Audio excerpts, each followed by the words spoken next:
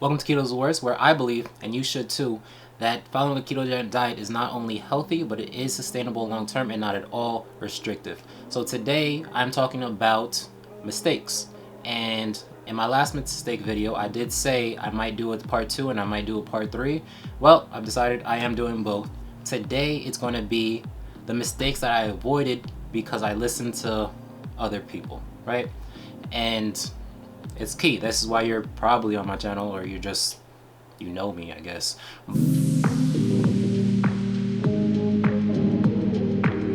But the idea is, this is why we do our research before we get into something, and I just want to go through some of the advice that you should be listening to. So the first one has to do with the keto flu. And the reason that I avoided it was because I listened to people who said that you can avoid it by using bone broth and electrolytes. The theory behind the keto flu is that when you drop your carbs and you start producing ketones, that process is diuretic, right? And if anyone has high blood pressure, which I used to have, you will know that that just means you kind of pee a lot. You excrete more water, which also drains you of some of your minerals, vitamins. The essential stuff in your body goes with that extra water that's being lost. A lot of people will tell you to actually increase your sodium. So that was kind of weird for me, where my doctors for years now, I wasn't put on blood pressure medication at 16, but that was the first time that it came up. I took a physical to play baseball and they said they can't pass me without seeing a doctor first because my blood pressure was too high, and I was just sitting there. So everything was fine, but I did a few years later have to take one of those pills, I don't know the name, and for a while now it's still kind of high.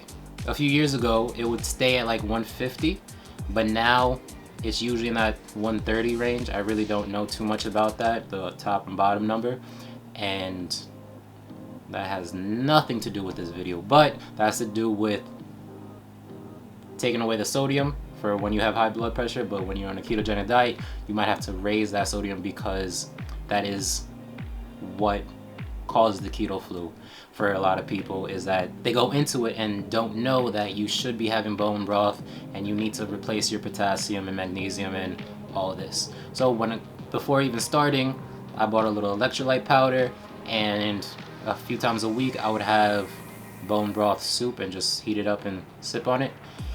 And that really did help. I didn't feel it, and within a couple days I was peeing purple, which means on the stick I was producing ketones. Next advice that you should follow, not from me, well, you are watching me now, but from other people, is keto doesn't have to be dirty, right? Or another way said is keto isn't necessarily dirty. Dr. Berg, which you might hear me reference quite a lot because him and Thomas DeLauer were two people that I watched a lot of before I got started in this. But he recommends 7 to 10 cups of vegetables per day. And I never got close to that, but I did take that under advisement and would have a salad most days. But the way I used my salad was I had avocado in it. I'll get a full fat dressing like ranch, or I think Thousand Island, and blue cheese. Just turn it around, look at the carb count, make sure there's no added sugar, and you should be fine. And you don't have to go for the low fat version. Actually, never go for the low fat version of anything, and you should be fine. Also, when I started, I would be having roasted asparagus or portobello mushrooms. That was a huge thing when I started. I don't really do that as much anymore. Roasted cauliflower or mashed cauliflower. There was always a main vegetable in my meal.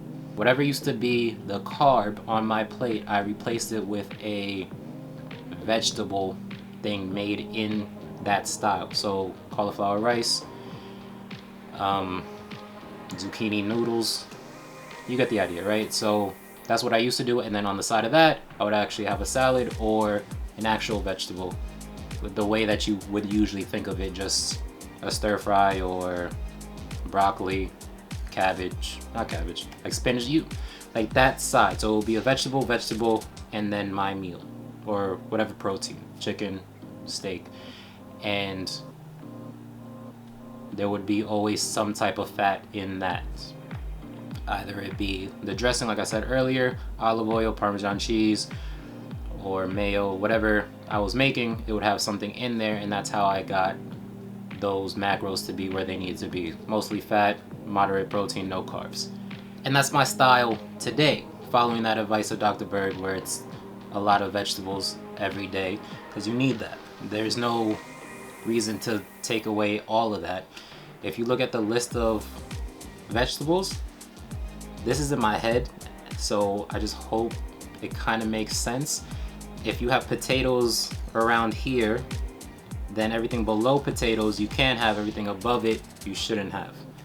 And I'm not even sure what vegetables are higher in carbs than potatoes, but like the radishes are below, cauliflower, cabbage, spinach, asparagus, mushrooms, peppers, onions, things of that nature. And then above it is just, I guess they're not really vegetables above it. It's the rice, it's your wheat, your breads, all that.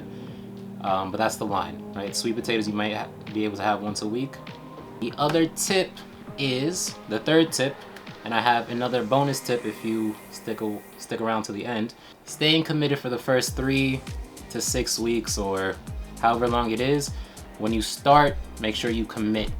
And that is something that I felt was very important for not only my long-term adherence to the plan, but I wasn't yo-yoing back and forth, which doesn't drag out that phase of you trying to get into ketosis, and it doesn't drag out the hard part, because it is those first 3 weeks that are pretty much the hardest.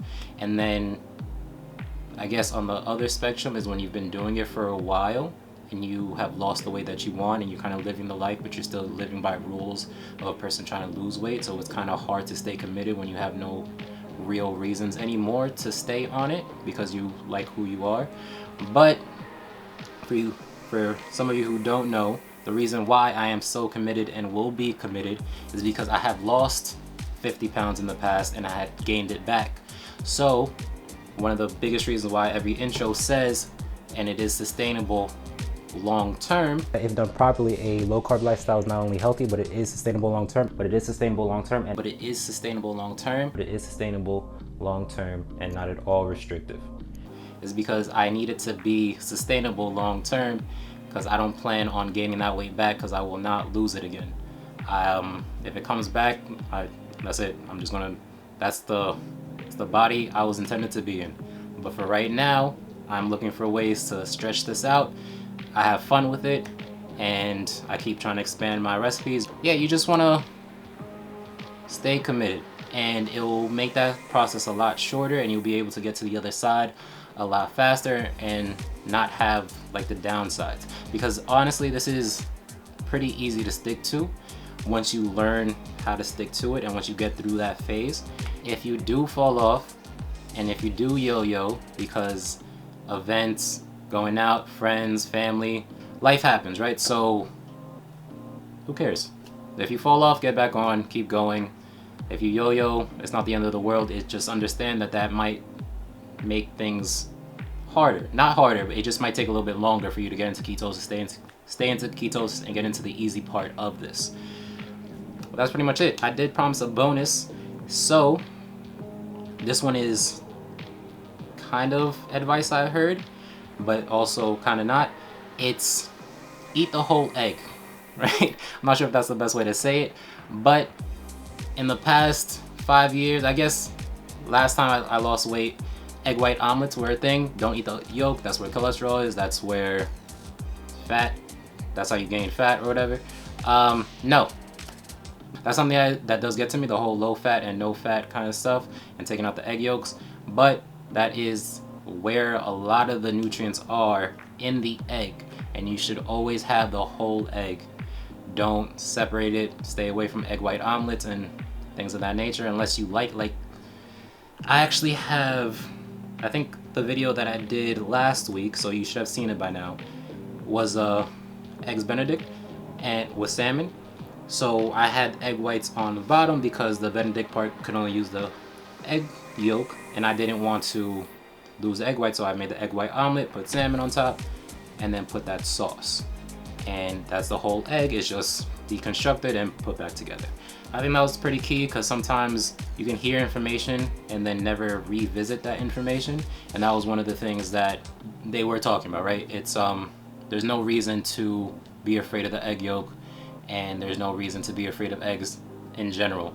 You might think that you having a lot of eggs on a ketogenic diet.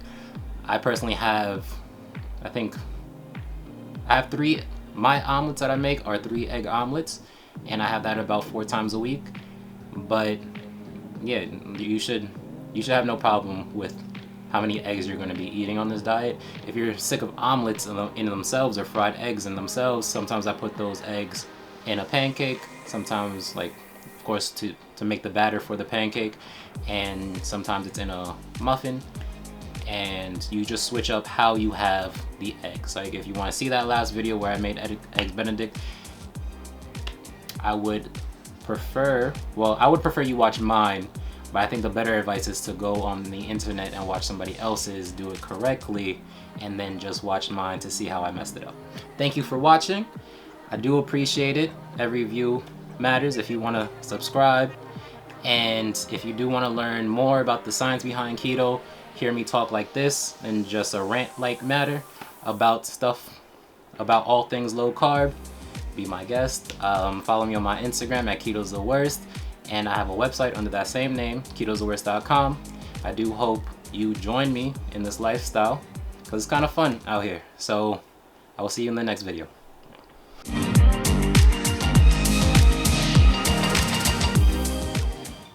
And yeah, there's a reason why you should do research before you do videos, because it's nice to look like you know what you're talking about. Just a little side note, are you okay with those tiny little stutters? Because sometimes I restart and it takes away my flow, but it's just like a little but getting back to this, because I'm going every which way,